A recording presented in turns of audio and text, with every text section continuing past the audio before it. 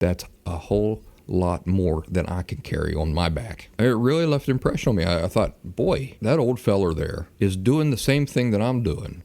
Just debris and, oh, look at this. Well, the problem is you can't just pick that bunker up and move it over to where the Nazis now are. The macadam is just completely wiped out. It's a crick now. And these are the trees that come down on top of him in like smooth criminal, lean into the wind, and you're not going to be able to drive over that. Forget it. That the water has washed away the embankment. You're not going to be able to drive through there with an amplifier and a high gain antenna. He had this advice. This was something I had not thought of myself. So these are my favorites for backpacking right now.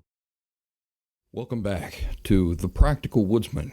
I'm Rut, the creator and host of The Practical Woodsman. That's right. It's my immeasurable genius which has brought this all into existence. I appreciate you joining me for this episode of the show. It's going to be a really good one, I think.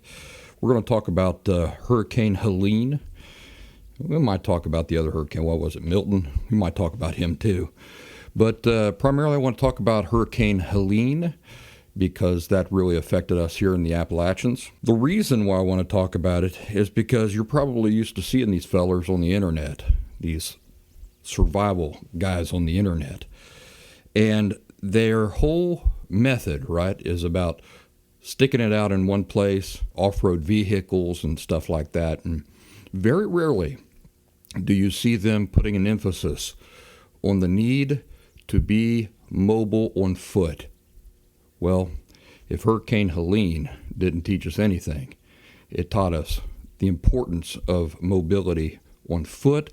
And, you know, when you're preparing your preparedness stuff, your bug-out bags and your survival stuff, that has to be factored in. Mobility on foot.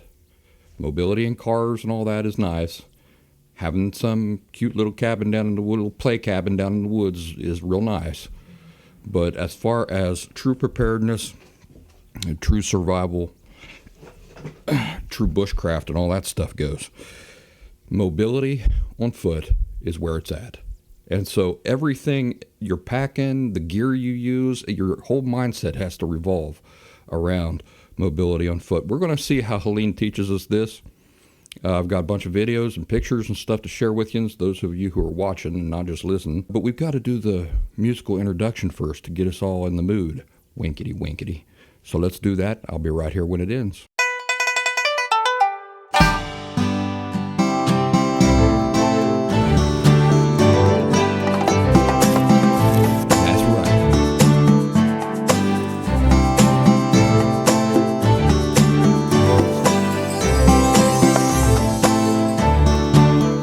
Put a camp up right here.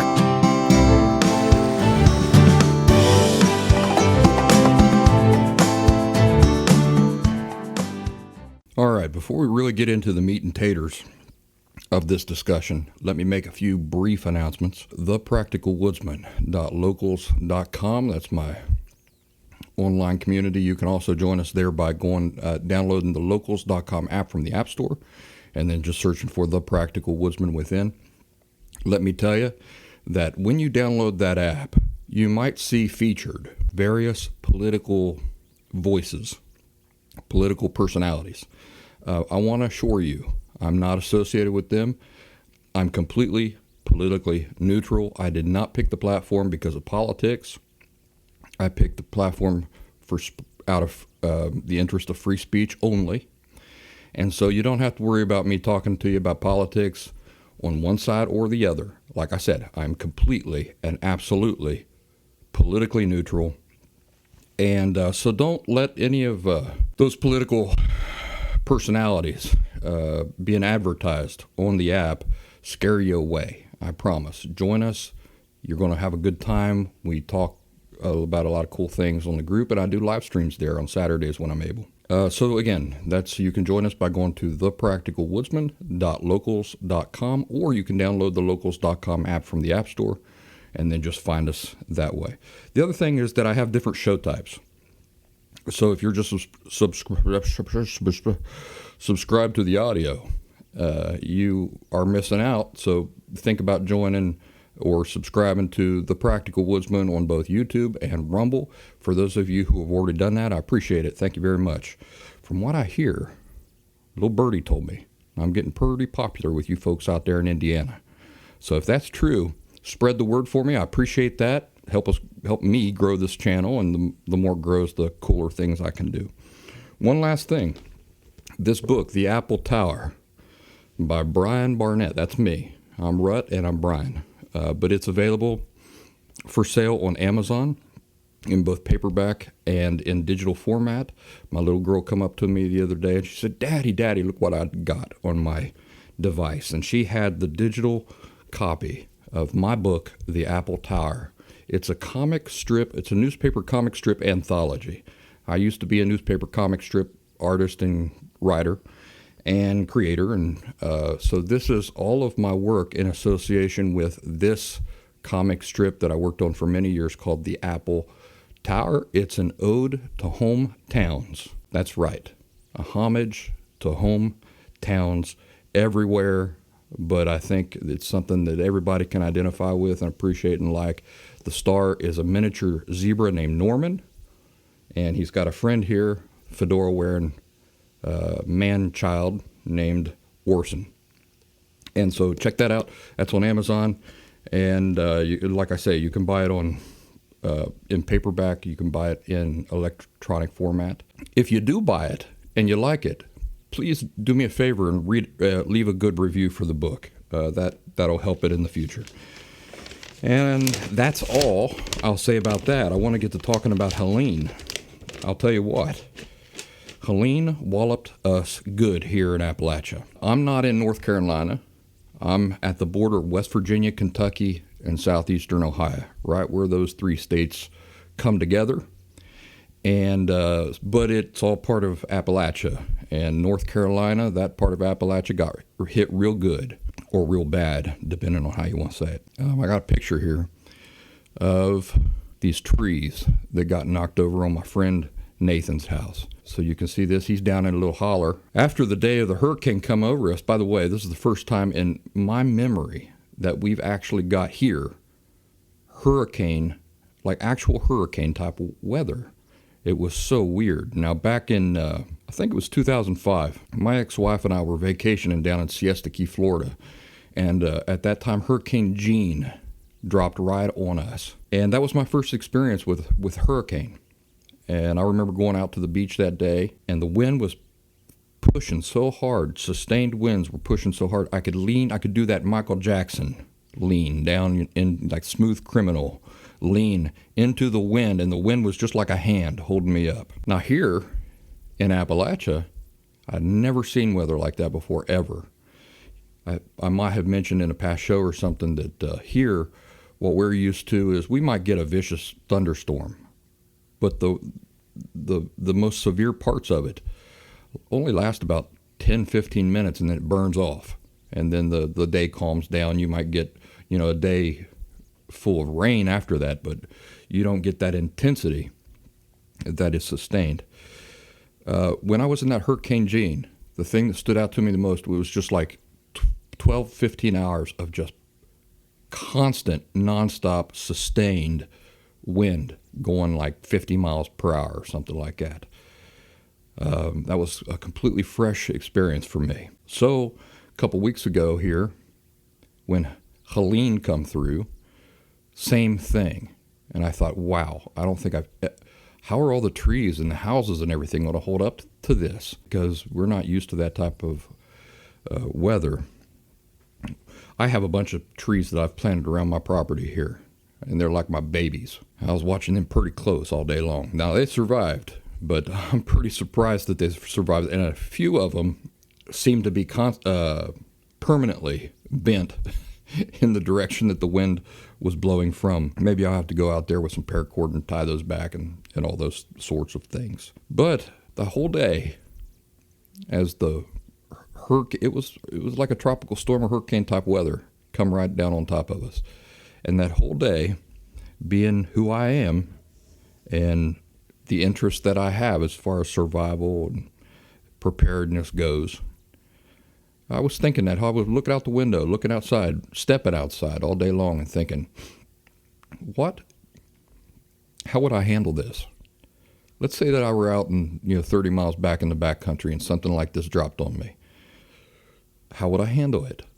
I took an active interest in seeing the damage, the effects of this storm afterwards and stuff like that. And what became crystal clear to me is that all this preaching that I've done to you folks about the necessity to be prepared, to be mobile on foot, was proven absolutely true in the case of this hurricane.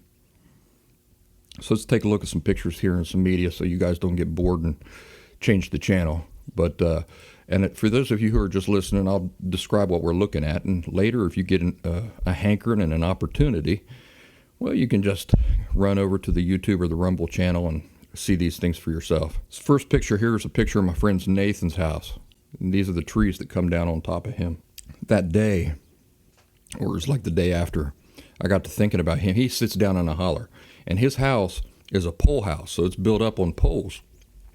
But I got to thinking about him. I thought, well, he's probably pretty good because his house probably would not have taken the brunt of any of that wind. And I didn't really think about the trees around his property. As you can see here in this picture, there's old Nathan's pole house, and he got a bunch of trees come right down on top of his house. I talked to him yesterday. He said he finally got it all cleaned off there. So what would you do in that case? Look at all those trees. You don't know. You don't know what trees are going to come down. You can look around for widow makers when you're deep in the forest.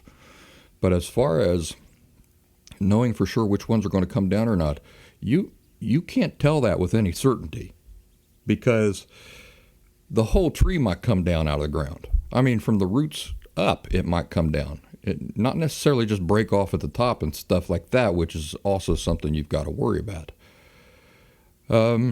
So we're going to talk about some thinking and survival strategies for this sort of scenario if you were out in the woods or if you were caught in something like this here in a little bit. But for right now, I want to show you these pictures and videos. We'll go through these together. Here's a video taken from Burnsville, North Carolina. I got this off TikTok. And you can see here, those of you who can't see, let me describe it to you. Entire roads washed out. You can't drive on that. So let's say that your entire survival or preparedness strategy involves being in a vehicle. Where are you going to go if there ain't no road? We're looking at a video here right now where the road, the macadam, is just completely wiped out. It's a creek now. It's a river. You can't drive that. And so a lot of the stories that I heard were people trying to get home or trying to get different ways or trying to get out of the area. And what they would do is they'd drive for a little bit and then they'd come to a road that was completely blocked off by trees, or the road had been completely washed out. And so then they'd turn around, they'd have to try to find an alternative route to get to where they were trying to go. And sometimes they were able and sometimes they weren't. What if you can't? Then you're just stuck out there in the middle of nowhere in this terrible storm. What's the answer to that? The answer is to be mobile on foot. You don't want to have to be stuck with your car. You want to be able to sling a pack over your shoulder, hike up through the woods, or hike on foot. You can get places on foot that you can't get on anything else, except with the exception of something we're going to see here in a little bit later. Let's see. Let's take a look at this one. 42 seconds. You can see the flooding has just completely come down this main street here, and it's just completely flooded the entire town. You can't drive through that. And let's say that you try to drive away from it, and there's so many trees blowed down over the road that you can't take your car anymore, but the water is rising. What do you got to be able to do? You got to be able to throw a pack over your shoulder, get out, and walk. There's nothing like foot mobility as far as preparedness and survival goes. There just ain't. So a lot of these videos I got off of TikTok, and I hope it's all right for me to share them. I mean, their names and stuff and the ways to subscribe to them and find them are all over the place, so I don't see why I couldn't. It's like free advertisement. Let's see. Let's take a look. Okay, here's another highway. It's right next to a big cliff, and what you see there is that in the entire right lane of this highway is just completely washed away. What has happened is that the water has washed away the embankment that the road was built on, and then the road just collapsed down into this ravine. And so there's no driving that. So what are you going to do? You got to have stuff with you, and you got to be able to use your feet to walk and get out of there. Maybe hitchhike, because the lane on the other side seems to be wide open. Check this out. This is a huge roaring creek or a river. Looks like it maybe started as a creek, but the flood has turned it into a ginormous river, big thrashing, very volatile river.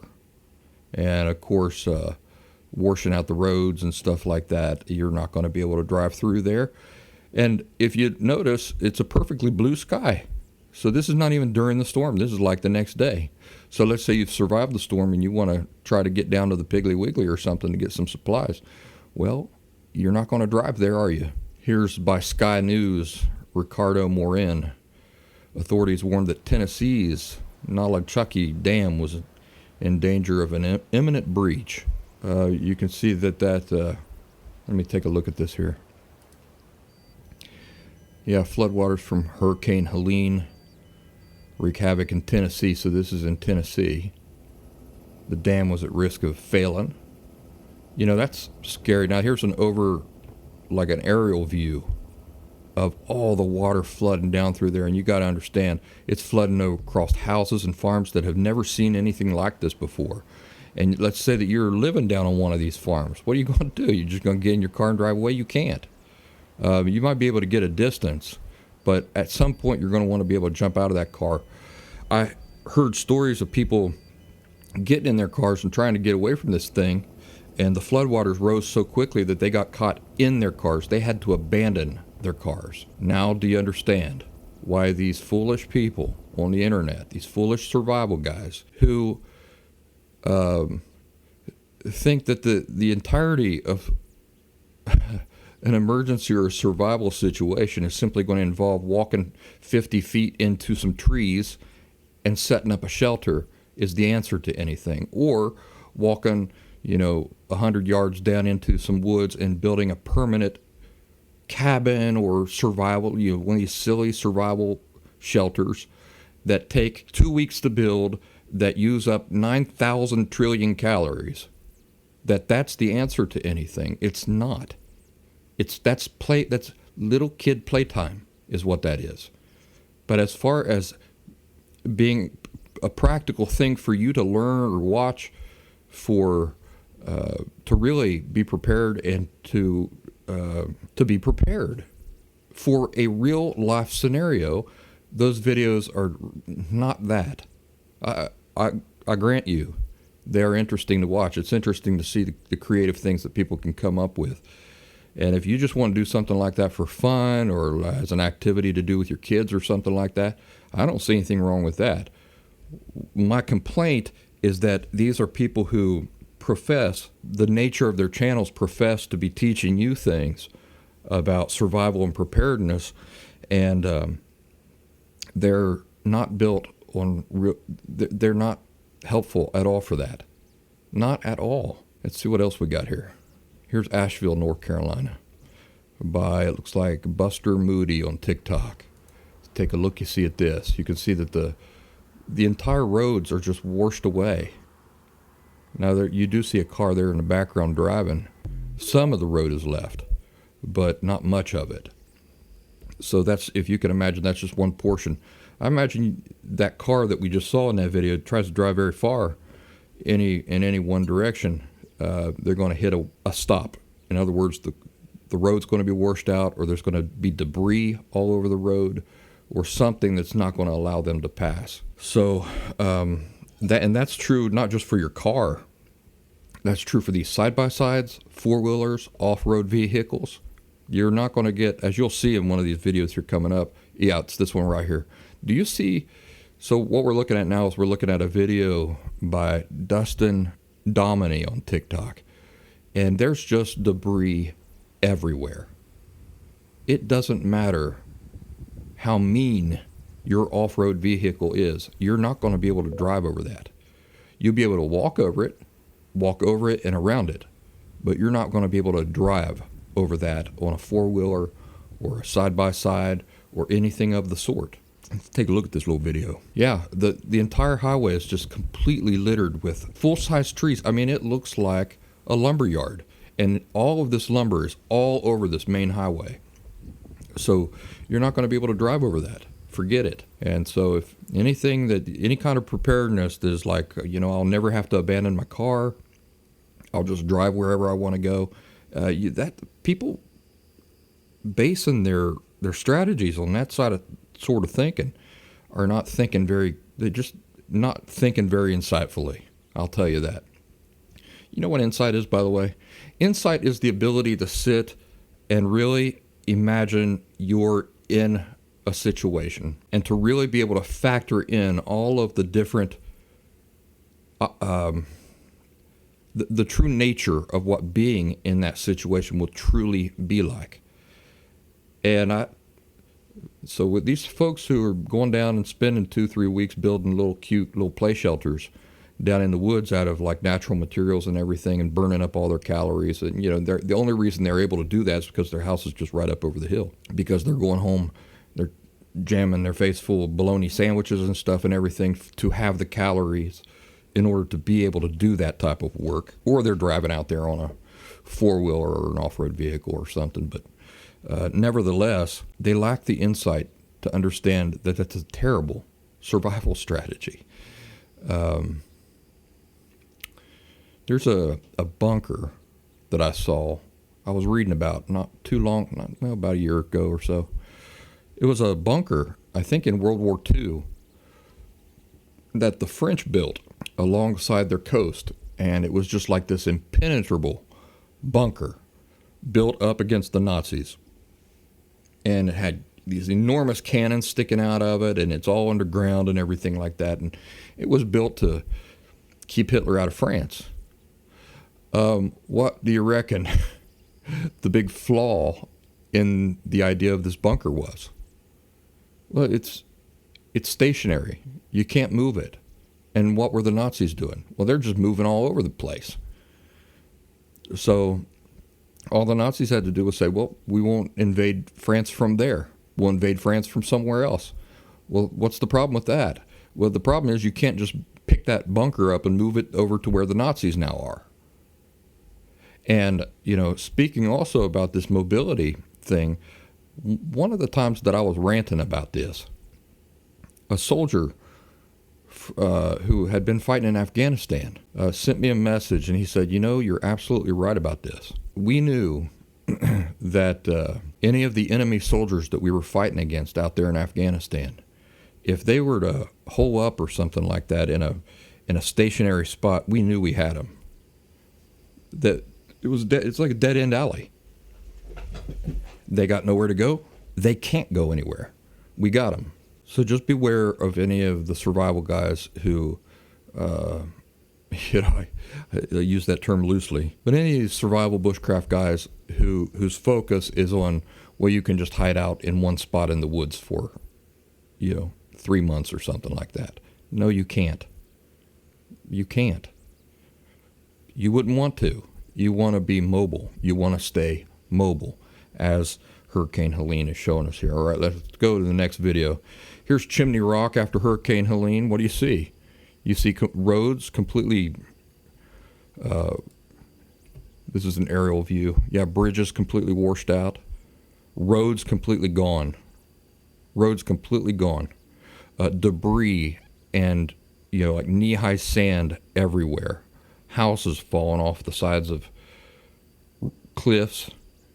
Just debris, and look at this. There's a missing road right here along the edge of this thing. There's no way to get through there except by walking up the mountain a ways and then walking over yonder on foot. But you're not driving that. The flooding here, and entire bridge, roads washed away. There's rocks and trees strewn everywhere. It's incredible. You guys who are just listening to this, I'm glad you're listening. But if you get an opportunity, subscribe to the Practical Woodsman later on YouTube or Rumble so that you can see these images. They're incredible. All right, let's see. Here's another one.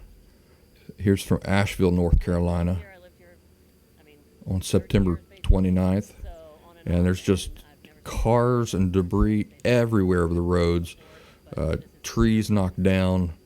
You can just see, it looks like a junkyard.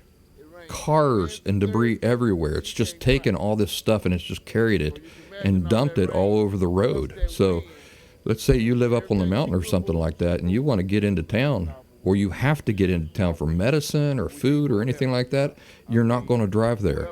And you can't wait 3 months for the government to come and clean all that up before you get to town or civilization. That last scene there, I think, was a scene that we saw earlier, that car kind of turning up that road, where I was saying, I bet that if they drive too much further, they'll get to a place where they can't keep driving. I think that is exactly the same scene there. All right, here's another 26-second video. Let's take a looky-see at this. Trees all over the road. Oh man, a huge, enormous section of the road missing. The whole side of it's missing. Big old chasm across the road. And what do you got here? You got people walking. And what are they doing? They've got a bunch of supplies with them. Looks like a family, a mother and a couple of children. And they're just walking right around it. No problem. They're walking. That's why it's no problem. If they were trying to drive, they'd have to stop right there. And they wouldn't get any further. That's an impressive video. Now, here's not a video, but here's a picture that I got off the internet. And I wish I could credit this to somebody, but I don't know who it belongs to. What we're looking at here is we're looking at some mules and some folks who are packing up some mules. Now, this reminds me of when I went down the Grand Canyon, those sure-footed mules, they call them.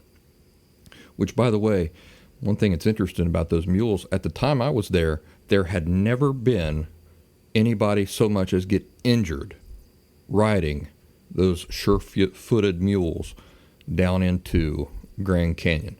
People dying all the time walking down there on foot, but never even so much as getting hurt riding a mule down to the bottom of Grand Canyon. So this picture here we're looking at is a bunch of mules all geared up. This is the thing I was telling you was the exception. If you got a pack animal, that's the exception to something that might be superior to simply walking on foot. Because just like you can walk on foot, so can these mules. And you can walk through debris, you can walk around debris, you can walk up mountains. You don't need a trail. You can walk completely off trail with these mules and carry a ton of supplies. Let me read this to the folks who are not seeing this on their screens. It says, Black Mountain, North Carolina, Mountain Mule Packer Ranch dispatched a dozen mules to navigate trails and ruined roads, bringing supplies to areas made inaccessible by Hurricane Helene. Get this, each mule can carry 200 pounds of gear, such as chainsaws, fuel, and medical supplies. I don't know about you, but that's a whole lot more than I can carry on my back. And if you've ever seen any videos of mules and donkeys, boy, they are adorable, endearing creatures. Even their stubbornness is endearing and adorable. So I thought that's pretty cool. There's your workaround. All of the modern gear and everything that they've got, and completely inferior to just a simple pack mule. What a cool thing. Here's another post I got off of X, and this is by Katie Scarlett reposted it. It's by Kelly L. McCarty. She says, look at the utter depredation atop these mountains in Weaverville, North Carolina, where people have been completely cut off. Now, listen. She says there's no passage off these mountains unless you're rescued or you hike down. And so this picture we're looking at is just the top of the mountain is just trees just completely flattened. And I mean, if you can imagine any roads, if the roads still exist, you're not going to be able to drive down them because you've got an entire forest lying down on top of that road. And so imagine, if you're watching this, being on top of this mountain, being completely cut off from the nearby town, and you need supplies, you need something, you need to get out of there. How you going to do it? Well, you already know. You can wait around and depend on other people, or you can be self-sufficient, meaning you've got a bag packed for just such a thing, and you can hike down that mountain down to the nearest town.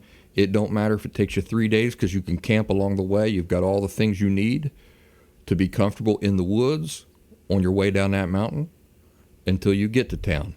And then you can hike back home, and you've got all the things you need to camp and sleep along the way on your way home. Now, one thing that comes to mind is that, folks who are out of shape or who have gotten older, who don't think that they could do something like that. Well, what would be as far as walking long distances on foot?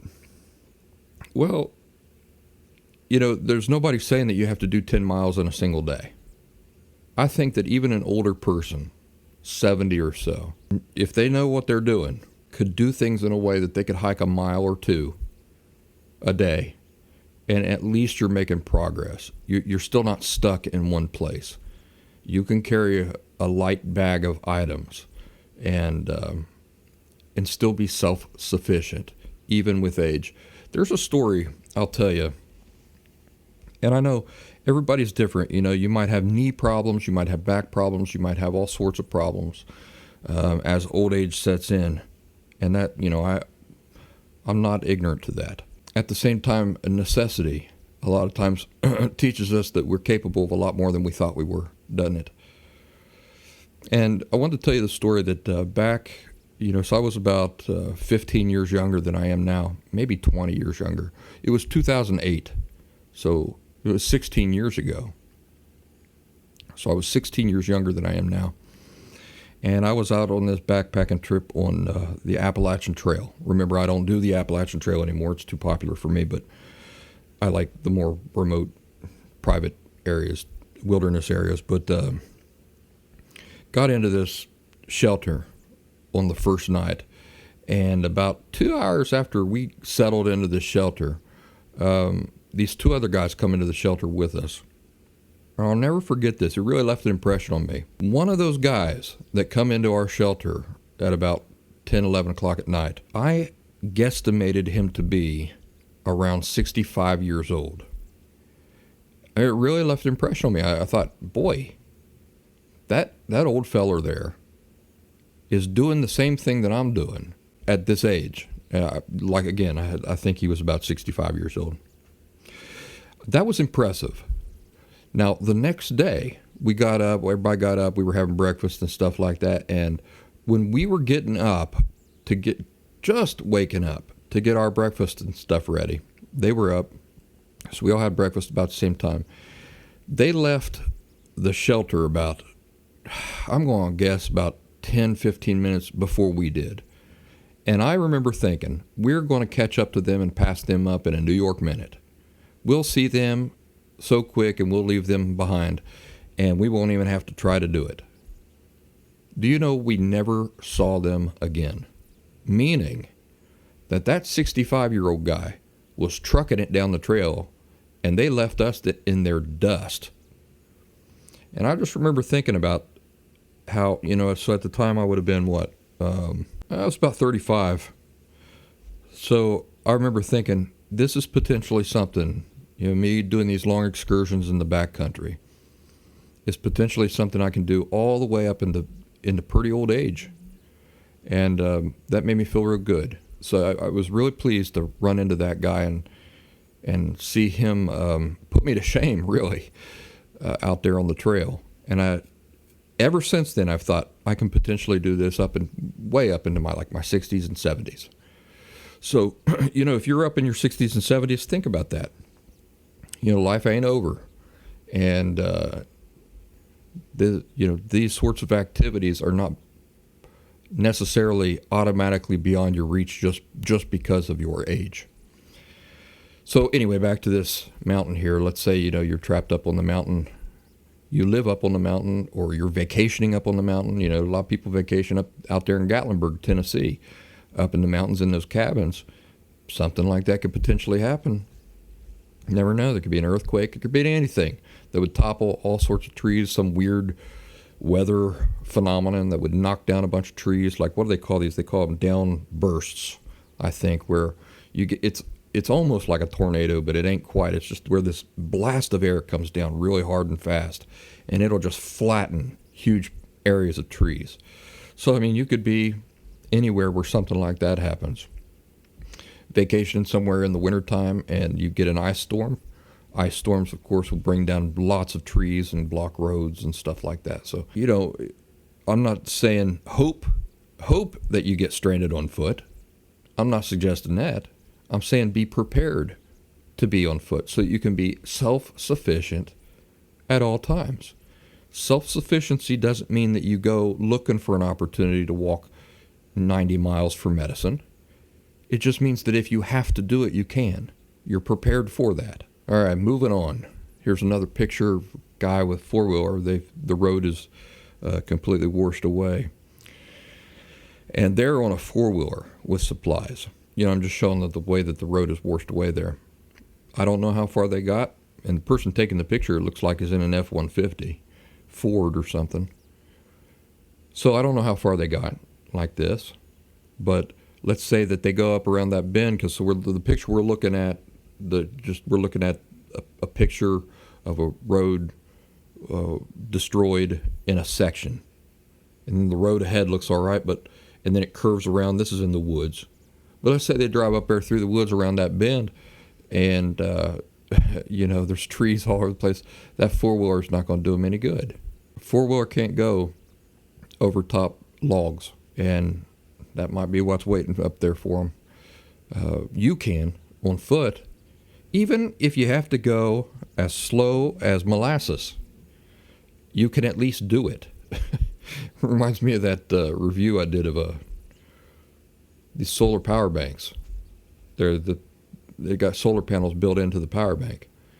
My whole reasoning for buying those things is not because they're so efficient, and they could, it might take like 4 days to charge your power bank just using those inbuilt solar panels. But the idea is that they can do it if they have to, which is better than a power bank that can't do it on its own. So that's kind of my same thinking about being on foot. Maybe I can't get there as fast as I could in a helicopter, but I can still do it, even if it takes me 3 or 4 days.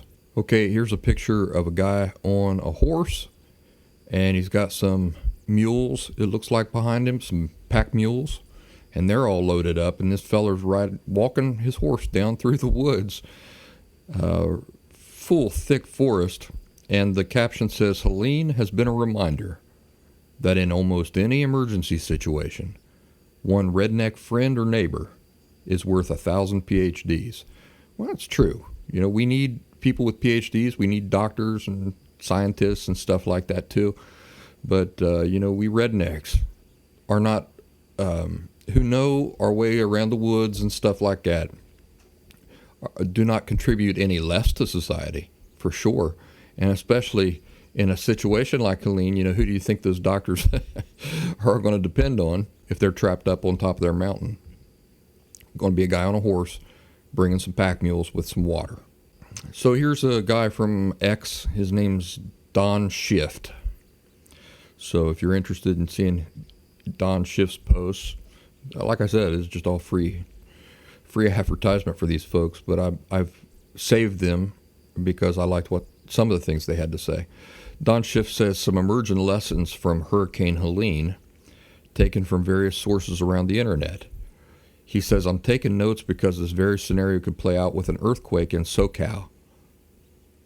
Number 1, be disaster paranoid. Now, I disagree with him here. I think he's trapped in a mental prison here. I don't think he's thinking broadly enough. So he says, be disaster paranoid. The people who saw the weather reports hit the ATM, gas station, got groceries early, fared the storm the easiest, assuming they didn't lose a house. He says, he who panics early panics best. Why do you reckon I disagree with that? Why do you disagree with that? You watching or listening to this? Because what's superior to panic? What's superior to panic is preparedness, insightfully imagining future scenarios, future possible scenarios, and then being prepared for them. So my question is, why does anybody have to go into a panic and rush to the ATM, gas station, and the Piggly Wiggly the day a storm is coming, or the day that a storm is announced in the news? Why? If at all times you have everything you already need.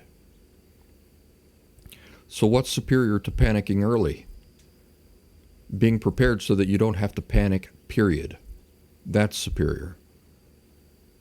But he's got a picture here of the damage here that Hurricane Helene had done to this city. And you can see in the picture, those of you who are watching, roads just completely washed out. You can't get anywhere there. You could get through there on foot. You could go up into those woods. So that all of these are towns nestled down in hollers, down between mountains. And so you've got these big forested mountains everywhere, and then these little towns nestled in these mountains. So you could go up into the woods there and hike along those woods and then drop back down into the town wherever you need to be. Or you could walk around to a different street, or you don't even need a street if you're walking. And you got a pack, you've got some supplies in your pack, you'd be just fine. The next part of Don Schiff's thread goes like this. He says radios are invaluable. Neighbors are talking on GMRS and FRS radios, but there aren't enough to go around. Consider stocking up on cheap bubble pack radios or Baofengs to give to neighbors. I'm going to show you what a Baofeng is. Oh. So those of you who are watching can see my Baofeng radio here. It's a ham radio. It's a ham radio, walkie-talkie, weather radio. It does everything. Now, I bought this off of Amazon for not very much. I can't remember what I paid for it. I'm not going to give you a figure because I can't remember what I paid for it. It wasn't too much. But the Baofengs are nice because they're reliable and they're cheap. They're cheap, but really well built and reliable. The way you spell Baofeng is Baofeng. And I bought this antenna separate. It come with a real little antenna, and I bought an extra large antenna. This is just an emergency radio that I keep around just in case. I don't have my ham operator's license, so I can't transmit on this, but I can turn it on and I can scan channels. I can listen anytime I want. And in a serious emergency, I can transmit. So that's something to know about these ham radios. In an emergency, the normal rules don't apply. You can use this to try to transmit and get help all the livelong day if you're in an emergency. So whether or not you ever intend to get your ham radio's license, operator's license, is irrelevant to whether or not these make really important gear items to have on hand in case of emergencies. In the meantime, you can get used to just using them to listen and stuff like that. But it's a full-featured thing. Another thing I'll tell you is that this battery, let's see if I can disconnect this battery here. So the battery that I have on it right here did not come with this Baofeng. Okay, here we go. So those of you who are watching, I just disconnected the battery. Now you see that the ham radio or the Baofeng radio itself is really quite small. The battery is what takes up what makes it look as big as it does. So the battery that will come with this will probably be a very small battery, not much bigger than the radio unit. What you want to do is you want to spend a little extra money and get one of these big battery attachments and switch out the old battery with this new battery. It'll make it look like a full-size radio. And you also want to invest in a tall high-gain antenna, because that's going to get the best reach. And I can it's mobile. I can carry that in my truck. I can carry that in a backpack or anything. And in an emergency, you just can't beat these. So he says these radios are invaluable. Also, cheap walkie-talkies are important to keep in bug-out bags. If you got a family, you want to make sure that you keep a rechargeable walkie-talkie in each person's bug out bag. That way, if you have like a base camp in the woods somewhere and somebody's got to go off and search for water or do anything like that, you're not disconnected from each other. Also, if the telephones are down and stuff like that, you've still got a form of communication, and not everybody has to be stuck all together all the time in order to maintain connection. Don Schiff says that everybody working together who is not at arm's length, oh well, let me go up here. He says, we get used to texting neighbors, but that doesn't work if cell phone service is down. And then sometimes you need to do more than holler or walk down the street and knock. Everybody working together who's not at arm's length should have a radio. That's what I was just saying. That's where a walkie-talkie comes in handy. He's saying radio, I'm saying walkie-talkie. I got a lot of great walkie-talkies. You folks who are listening to this episode of the show driving down the road in your big rigs can certainly appreciate this topic, can't you? There's nothing like having a CB radio or a ham radio or walkie-talkies. They're so convenient and so much more dependable than your cell phone in an emergency situation. And they keep you connected. These are my favorites that I have right now. I'm holding up some arc shells, and they're really simple. Power on. 5.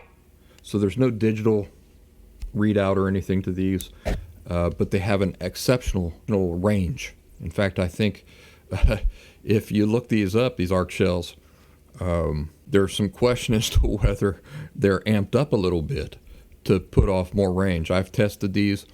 And I've put some, they go a long way. So these are my favorites for backpacking right now, or being out in the woods or going on excursions. And I think they would be excellent for a bug out bag or survival kit. Here's some others that I just got here recently. And what I like about these is that they've got sub channels. So you can like turn this to channel 5, and then you've got like a sub channel where you can go from like 0 to 100 or something like that. Allows for more privacy. I have, with these arc shells, every once in a while I'll be using these with my daughter, and we'll get somebody who crosses our channel. Some other people out there, usually construction workers and stuff like that, who just happen to be using the same channel we are. And it's intrusive and bothersome. So if you can get these walkie-talkies like this, these are not expensive walkie-talkies that I'm holding up here. They're cheap plastic walkie-talkies, but they're rechargeable and they're full-featured, and they work just fine. I've got 3 of these, and you can pass these along among people in your group, and real nice. Now, the latest ones I got are these right here. These feel like toys to me. I don't like them.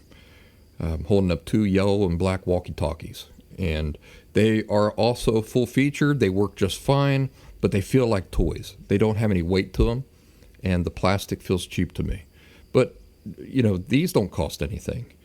So what he's saying is, you don't have to spend a fortune just to have these things in a bug out bag or a preparedness bag.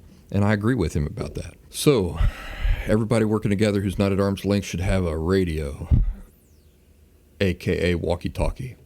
This guy's from California, so he doesn't know the proper terminology. He's talking about walkie-talkies. That means 1 in each vehicle, 1 for each neighbor, and 1 for everyone who goes outside the house.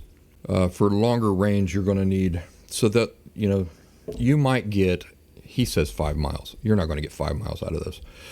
But you might get in town or like up in the mountains, up in the trees and stuff. You get 2 miles. You get 2 miles out of walkie-talkies like these. Out of these arc shells, you'll get 4 or 5 miles easy out in open areas. But for anything longer than that, if you're wanting to pick up a signal from 50 miles away, 20 miles away, 30 miles away, you're going to want one of these Baofengs. And you're going to want to try to get into as clear or an open area as you can. They'll transmit a long way.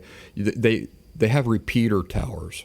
So again, I'm not a ham operator, but they have repeater towers. If you can catch a signal off one of those repeater towers, then you can potentially talk with people all the way around the world. That's why these Baofengs are so important. These are full ham radios, emergency radios. They work at like walkie talkies. They work like CBs, and they have multiple channels and channel types. He says if you live in terrain like the hollers of Appalachia, you won't be talking over the ridge lines. That's true. You'll need to use a CB to get any distance, and even then, this will require some luck of geography. CB has better properties for dealing with terrain than VHF, UHF, FM radios. So again, you truckers, you guys know more about this than I do. You folks driving the big rigs out there listening to this. So I hope you'll chime in here and give us share some of your wisdom with us.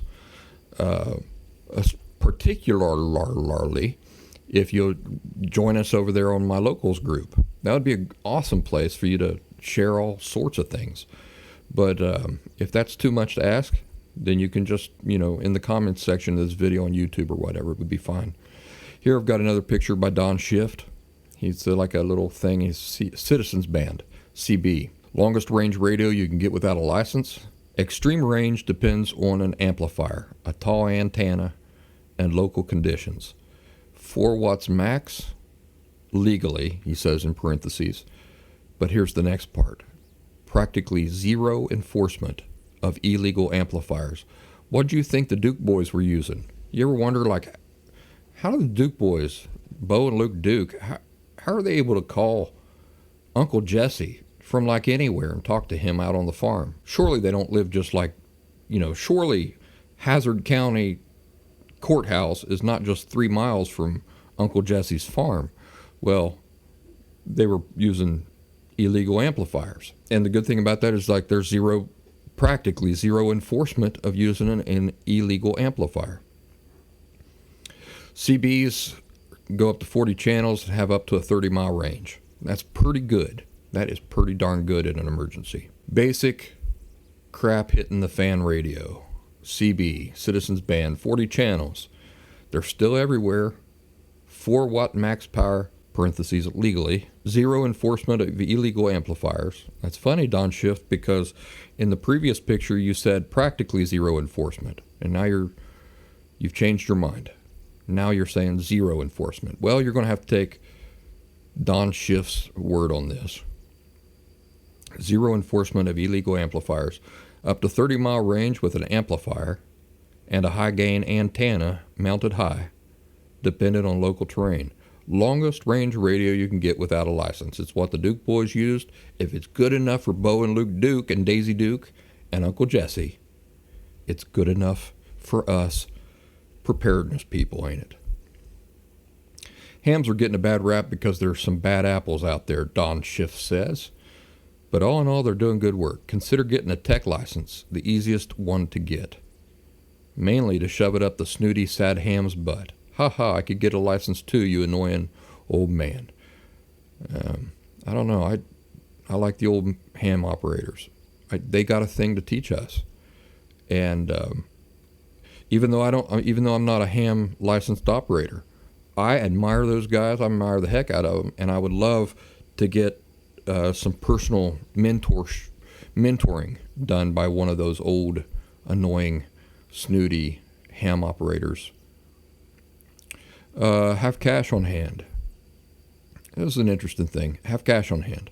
With the internet and self-service out, there's no way for stores to process credit cards.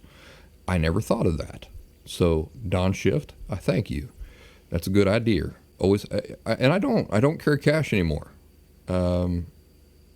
But there was an old guy, speaking of old guys and their wisdom, old guy told me 25 years ago, he said, always carry $100 cash in your wallet. Always. And I've never forgotten it. I've not always followed it because there's only so many directions your attention can be at any time, ain't it? But I think it's a good idea. I think it's a good recommendation. Always carry at least $100 with you in cash. I'll tell you, one of the reasons why I don't carry $100 cash, because he told me that 30 years ago, and $100 ain't worth today what it was 30 years ago. So it's back then that was a fortune. And now it's not quite as much as it used to be. But I never considered the fact that, all the credit card readers and stuff would be out.